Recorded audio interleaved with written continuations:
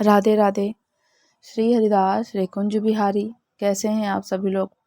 I hope Kanha ji की कृपा से आप सभी लोग अच्छे होंगे और स्वस्थ होंगे। वैशाख मास महात्म्यम अध्याय 26 एकादशी के जया आदि भेद। नत व्रत का स्वरूप, एकादशी की विधि, उत्पत्ति, कथा और महिमा का वर्णन। नारद जी ने पूछा, महादेव, महाद्वादशी का उत्तम व्रत कैसा होता है? हे सर्वेश्वर प्रभु, उसके व्रत से जो कुछ भी फल प्राप्त होता है उसे बताने की कृपा कीजिए। महादेव पिताजी कहते हैं, ब्राह्मण, ये एकादशी महान पुण्य फल को देने वाली है। श्रेष्ठ मुनियों को भी इसका अनुष्ठान करना चाहिए। विशेष विशेष नक्षत्रों का योग होने पर यह तिथि जया, विजया, जयंती, पापनाशनी इन 4 नामों से विख्यात होती है। ये सभी पाप का नाश करने वाली हैं। इनका व्रत अवश्य करना चाहिए। जब शुक्ल पक्ष की एकादशी को पुनर्वसु नक्षत्र हो, वह उत्तम तिथि जया कहलाती है। उसका व्रत करके मनुष्य निश्चय ही पाप से मुक्त हो जाता है। जब शुक्ल पक्ष की द्वादशी को श्रवण नक्षत्र हो, वह उत्तम तिथि विजया के नाम से विख्यात होती है। इसमें किया हुआ दान, ब्राह्मण भोजन सहस्त्र गुना फल देने वाला है। होम उपवास तो सहस्त्रों गुणों से भी अधिक होता है। जब शुक्ल पक्ष की द्वादशी को रोहिणी का नक्षत्र हो, तो वह तिथि जयंती कहलाती है। वह सब पापों को हरने वाली उस तिथि को पूजित होने पर भगवान गोविंद निश्चित ही मनुष्य के सब पाप को धो डालते हैं। जब कभी शुक्ल पक्ष द्वादशी को पुष्य नक्षत्र, तो वह महापुण्यमयी पापनाशनी तिथि कहलाती है। जो 1 वर्ष तक प्रतिदिन 1 प्रस्थ तिल दान करता है और जो केवल पाप नाशनी एकादशी का उपवास करता है, वह दोनों का पुण्य सम्मान है। उस तिथि को पूजित होने पर संसार के स्वामी सर्वेश्वर श्री हरि नारायण विष्णु संतुष्ट होते हैं और प्रत्यक्ष दर्शन भी देते हैं। उस दिन प्रत्येक पुण्य कर्म का अनंत फल माना जाता है। सागर नंदन ककुत सत्य नहुस और राजा गाधी ने उस तिथि को भगवान की आराधना की थी, जिससे भगवान से इस पृथ्वी पर उन्हें सब कुछ दिया था। इस तिथि के सेवन से मनुष्य 7 जन्मों के कायिक, वाचिक, मानसिक पाप से मुक्त हो जाता है। इनमें तनिक भी संदेह नहीं है। पुष्य नक्षत्र युक्त एकमात्र पाप नाशनी एकादशी का व्रत करके मनुष्य 1000 एकादशियों के व्रत को फल का प्राप्त कर लेता है। और उस दिन स्नान, दान, जप, होम, स्वाध्याय और देव पूजा आदि कुछ भी किया जाता है, उसका अक्षय फल माना जाता है। इसलिए प्रत्यन पूर्वक इसका व्रत करना चाहिए। जिस समय धर्मात्मा राजा युधिष्ठिर पंचम अश्वमेघ यज्ञ का स्नान कर चुके हैं, उस समय उन्होंने यदुवंश भगवान श्री कृष्ण जी से इस प्रकार प्रश्न किया। युधिष्ठिर बोले कि प्रभु, नत व्रत और एक भुक्त व्रत का पुण्य क्या फल है? तो जनार्दन, ये सब मुझे बताइए। भगवान ने कहा, हे कुंती नंदन, हेमंत ऋतु में जब परम कल्याणमय मार्गशीर्ष मास आए, तब उसके कृष्ण पक्ष द्वादशी तिथि को उपवास व्रत करना चाहिए। उसकी विधि कुछ इस प्रकार है। दृढ़ता पूर्वक उत्तम व्रत का पालन करो। शुद्धचित पुरुष दशमी को सदा एक भुक्त रहे अथवा सोच नियमों के पालन पूर्वक नत व्रत के लिए स्वरूप को जानकर उसके अनुसार एक बार भोजन करे। दिन के 8वें भाग में जब सूर्य का तेज मंद पड़ जाता है, उसे नत जानना चाहिए। रात को भोजन करना चाहिए। रात नत नहीं है। रात को भोजन करना नतक नहीं है। गृहस्थ के लिए तारों के दिखाई देने पर नत भोजन विधान है और सन्यासी के लिए दिन के 8वें भाग में, क्योंकि उसके लिए रात में भोजन का निषेध है। हे कुंती नंदन, 10वीं रात व्यतीत होने पर एकादशी को प्रातःकाल व्रत करने वाला पुरुष व्रत का नियम ग्रहण करे और सवेरे मध्य को पतिव्रता और पवित्रता के साथ स्नान करे। कुएं का स्नान निम्न श्रेणी का है, बावली का स्नान मध्य का है, पोखरे का उत्तम है, नदी में उससे भी उत्तम माना गया है। जहाँ जल में खड़ा होने पर जल जंतुओं को पीड़ा न होती हो, वह स्नान करने पर पाप और पुण्यों के बराबर होता है। यदि जल को छानकर शुद्ध कर ले तो घर पर भी स्नान का उत्तम माना जाता है। इसलिए पांडव श्रेष्ठ घर पर उत्तम विधि से स्नान करें। स्नान के पहले मंत्र पढ़कर शरीर में मृतिका लगा लें। हे वसुदेव, तुम्हें ऊपर अश्व और रथ चलाकर भगवान विष्णु जी ने वामन अवतार धारण कर अपने पैरों से नापा था। हे मृतिके, मैंने पूर्व काल में जो पाप संचित किया है उसे मेरे पाप हर लो। व्रती पुरुषों को चाहिए कि एक चित और दृढ़ संकल्प होकर क्रोध लोभ का परित्याग कर दे। अन्यथा पाखंडी, मिथ्यावादी, ब्राह्मण नंदिक, अगम्या स्त्री के साथ गमन करने वाले, अन्याय दुराचारी, परधनहारी, परस्त्रीगामी मनुष्य से वार्तालाप ना करें। भगवान केशव की पूजा करके उन्हें नैवेद्य भोग लगाएं। घर में भक्ति युक्त मन से दीपक जलाकर रखें। पार्थ, उस दिन निद्रा और मैथुन का परित्याग कर दें। धर्मशास्त्र मनोरंजन करते हुए संपूर्ण दिन व्यतीत करें। नरश्रेष्ठ भक्ति युक्त होकर रात्रि में जागरण करें। ब्राह्मणों को दक्षिणा दे और प्रणाम करके उनसे कुटियों के लिए और अपनी त्रुटियों के लिए क्षमा मांगे। जैसे कृष्ण पक्ष की एकादशी है, वैसे ही शुक्ल पक्ष की भी होती है। इस विधि से उसी का व्रत करना चाहिए। पार्थ, द्विज को उचित है कि वे शुक्ल और कृष्ण पक्ष की एकादशी के व्रती लोगों में भेद बुद्धि ना उत्पन्न करें। शंखों के द्वारा तीर्थ में स्नान करके भगवान गदाधर का दर्शन करने से जो पुण्य होता है, संक्रांति के अवसर पर 4 लाख दान देकर जो पुण्य प्राप्त किया जाता है, वह सब एकादशी व्रत की 16वीं कला के बराबर भी नहीं है। प्रभास क्षेत्र में चंद्रमा और सूर्य के ग्रहण के अवसर पर स्नान दान जो पुण्य होता है, वह निश्चय ही एकादशी को उपवास करने वाले मनुष्य को मिल जाता है।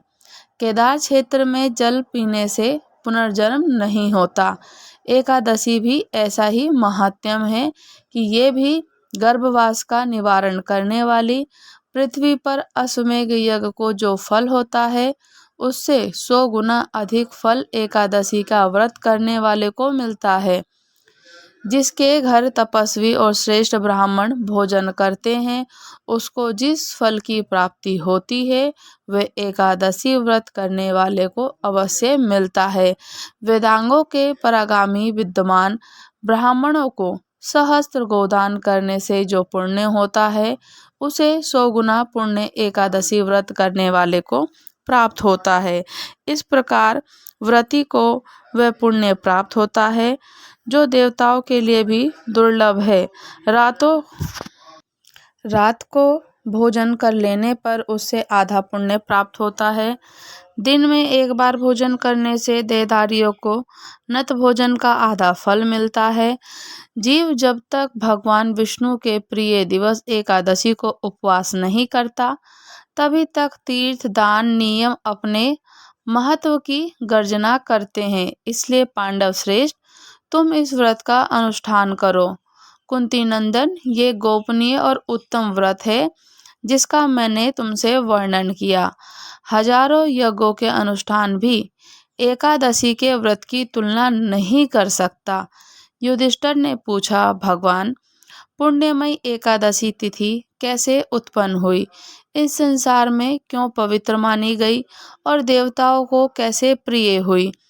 श्री भगवान जनार्दन बोले, हे कुंती नंदन, प्राचीन समय की बात है। सतयुग में मूर नामक दानव रहता था और वह बड़ा ही अद्वितीय, अत्यंत रौद्र, संपूर्ण देवताओं के द्वारा भयंकर भय करने वाला उस काल रूपी दुरात्मा महासुर ने इंद्र को भी जीत लिया था।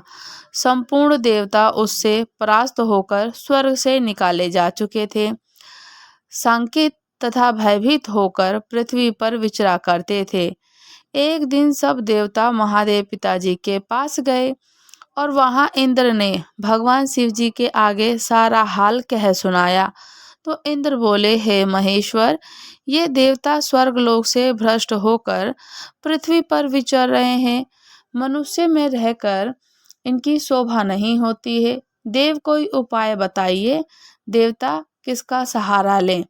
महादेव पिताजी ने कहा, हे देवराज इंद्र, जहाँ सबको शरण देने वाले, सबकी रक्षा में तत्पर रहने वाले जगत के स्वामी भगवान गरुण ध्वज विराजमान हैं, और वहां जाओ, वे तुम लोगों की रक्षा अवश्य करेंगे। भगवान श्री कृष्ण कहते हैं, युधिष्ठिर, महादेव जी की बात सुनकर परम बुद्धिमान देवराज इंद्र संपूर्ण देवताओं के साथ वहां गए। भगवान गदाधर क्षीरसागर के जल में सो रहे थे। उनका दर्शन करके इंद्र ने हाथ जोड़कर स्तुति आरंभ करी। इंद्र बोले, हे देवेश्वर, आपको नमस्कार है।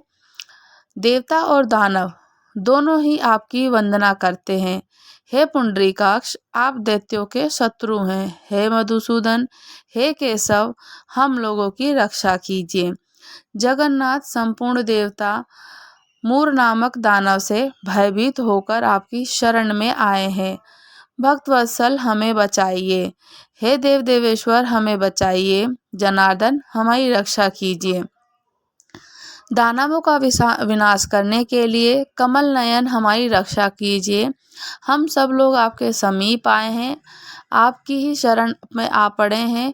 भगवान, शरण में आए हुए देवताओं की सहायता कीजिए। आप ही पति, आप ही मति, आप ही कर्ता और आप ही कारण हैं। आप सब लोगों की माता और सब लोगों के जगत के पिता हैं। भगवान, हे देव देवेश्वर, देवता भयभीत होकर आपकी शरण आए हैं। अत्यंत उग्र स्वभाव वाले महाबली मूर नामक दैत्य ने संपूर्ण देवताओं को जीतकर इन्हें स्वर्ग से निकाल दिया। इंद्र की बात सुनकर भगवान विष्णु बोले, हे देवराज, वह दानव कैसा है? उसका रूप और बल कैसा है? उस दृष्टि के उसकी दुष्ट रहने का स्थान कहाँ है? तो इंद्र बोले, हे देव देवेश्वर, पूर्व काल में ब्रह्मा जी के वंश में तालजंग नाम का एक महान असुर उत्पन्न हुआ, जो अत्यंत भयंकर था। उसका पुत्र मूर दानव के नाम से विख्यात हुआ। वह भी अत्यंत उत्कट, महाप्रकर्मी और देवताओं के लिए भयंकर है। चंद्रावती नाम से प्रसिद्ध एक नगरी है, उसमें स्थान बनाकर वह निवास करता है। और उस दैत्य ने समस्त देवताओं को परास्त करके स्वर्गलोक के बाहर कर दिया। उसने एक दूसरे के इंद्र को स्वर्ग के सिंहासन पर बैठाया है। अग्नि, चंद्रमा, सूर्य, वायु, वरुण भी उससे दूसरे ही बनाए हैं।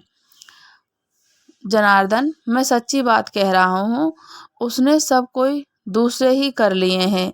देवताओं तो उसने प्रत्येक स्थान से वंचित कर दिया है। इंद्र का कथन सुनकर भगवान श्री हरि नारायण को बड़ा क्रोध हुआ। वे देवताओं के साथ लेकर चंद्रावतीपुरी गए। देवताओं ने देखा दैत्यराज बारंबार गर्जना कर रहा है। उससे परास्त होकर संपूर्ण देवता दसों दिशाओं में भाग गए। अब वह दानव भगवान विष्णु को देखकर बोला, खड़ा रहे, खड़ा रहे। उसकी ललकार सुनकर भगवान नेत्र क्रोध से लाल हो गए और वह बोले, अरे दुराचारी दानव, मेरी इन भुजाओं को देख। ये कहकर विष्णु जी ने अपने दिव्य बाणों से सामने आए हुए दुष्ट दानव को मारना आरंभ किया। दानव भय से विहील हो उठे। हे पांडुनंदन, तत्पश्चात श्री विष्णु ने दैत्य सेना पर चक्र का प्रहार किया। उससे छिन्न भिन्न होकर सैकड़ों योद्धा मौत के मुख में चले गए। इसके बाद भगवान मधुसूदन बद्रिक आश्रम को चले गए। वहाँ सिंहावती नाम की गुफा थी जो 12 योजन लंबी थी। पांडुनंदन, उस गुफा में एक ही दरवाजा था। भगवान विष्णु उसमें सो रहे दानव मूर भगवान को मार डालने के अघोध में लगा था। वह उनके पीछे लगा रहा। वहां पहुंचने पर उसने भी उसी गुहा में प्रवेश किया। वहां भगवान को सोते देख उसे बड़ा हर्ष हुआ और उसने सोचा कि ये दानव भय देने वाला देवता और निसंदेह इसे मैं मार डालूंगा। युधिष्ठिर, दानव के इस प्रकार विचार करते ही भगवान विष्णु के शरीर से एक कन्या प्रकट हुई जो बड़ी ही रूपवती, सौभाग्यशालिनी और दिव्य अस्त्र सहस्त्रों से युक्त थी। वह भगवान के तेज के अंश से उत्पन्न हुई थी। उसका बल और पराक्रम महान था। युधिष्ठिर, दानवराज मूर ने उस कन्या को देखा। कन्या ने युद्ध का विचार करके दानव के साथ युद्ध के लिए याचना की। युद्ध छिड़ गया। कन्या सब प्रकार की युद्ध कला में निपुण थी। वह मूर नामक महान असुर उसके हुंकार मात्र से राख का ढेर हो गया। दानव के मारे जाने पर भगवान जाग उठे। उन्होंने दानव को धरती पर पड़ा देख पूछा, मेरा ये शत्रु अत्यंत उग्र और भयंकर था, किसने इसका वध किया? कन्या बोली, स्वामी, मैं आपके ही प्रसाद से मैंने इस महादैत्य का वध किया है। भगवान ने कहा, है कल्याणी, तुम्हारे इस कर्म से तीनों लोकों के मुनि और देवता आनंदित हुए। तुम्हारे मन में जैसी रुचि हो उसके अनुसार मुझसे कोई वर मांगो। देव दुर्लभ होने पर भी वे मूर और वह वर मैं तुम्हें दूंगा, तो इसमें तनिक भी संदेह नहीं है। वह कन्या साक्षात एकादशी ही थी। उसने कहा, प्रभु, यदि आप प्रसन्न हैं तो मैं आपकी कृपा से सब तीर्थों में प्रधान, समस्त विधानों में नाश करने वाली, सब प्रकार की सिद्धि देने वाली हो जाऊं। जनार्दन, जो लोग आप में भक्ति रखते हैं मेरे दिन को उपवास करें, उन्हें सब प्रकार की सिद्धि प्राप्त हो। माधव, जो उपवास, नत तथा एक भुक्त करके मेरे व्रत का पालन करें, उन्हें पाप, धन, धर्म और मोक्ष प्रदान कीजिए। श्री विष्णु बोले, कल्याणी, तुम जो कुछ कहती हो वह सब कुछ पूर्ण होगा। भगवान श्री कृष्ण कहते हैं, युधिष्ठिर, ऐसा वर वहां पाकर महाव्रता एकादशी बहुत प्रसन्न हुई। दोनों पक्षों की एकादशी समान रूप से कल्याण करने वाली। इसमें शुक्ल और कृष्ण का भेद नहीं करना चाहिए। यदि उदय काल में थोड़ी सी एकादशी, मध्य में द्वादशी, अंत में कंचित त्रयोदशी हो तो त्रिस्पर्शा एकादशी कहलाती है। वह भगवान को बहुत प्रिय है। यदि एक त्रिस्पर्शा एकादशी का उपवास कर लिया जाए तो 1 सहस्त्र एकादशियों का व्रत फल मिलता है। इस प्रकार द्वादशी में पारण करने का सहस्त्र गुना फल पाया गया है। अष्टमी, एकादशी, छठी, तृतीया, चतुर्दशी, ये यदि पूर्व तिथि और विध हो तो उत्तम व्रत नहीं करना चाहिए। परिवर्तनी तिथि युक्त होने पर ही इनका उपवास विधान है। पहले दिन और दिन में रात को भी एकादशी हो, दूसरे दिन केवल प्रातःकाल एक दंड की एकादशी रहे तो पहली तिथि का परित्याग करके दूसरे दिन की द्वादश युक्त एकादशी का उपवास करना चाहिए। और यदि विधि मैंने दोनों पक्षों की एकादशी के लिए बताई है। जो मनुष्य एकादशी को उपवास करता है वह वैकुंठ धाम में, जहाँ साक्षात भगवान गरुण ध्वज विराजमान है, वो मानव हर समय एकादशी के महात्म्य का पाठ करता है, उसे सहस्त्र गौदानों का पुण्य प्राप्त होता है। जो दिन हो रात हो भक्ति पूर्वक महात्म्य का श्रवण करते हैं वे सब निसंदेह ब्रह्म हत्या और पापों से मुक्त हो जाते हैं। एकादशी के समान पाप नाशक व्रत दूसरा कोई नहीं है। इसीलिए हर एकादशी का व्रत करना चाहिए, चाहे वो शुक्ल पक्ष की हो चाहे वो कृष्ण पक्ष की हो। एकादशी के व्रत करने से भोग और मोक्ष दोनों ही प्राप्त होते हैं। वैशाख मास महत्यम अध्याय 26 समाप्त हुआ। राधे राधे।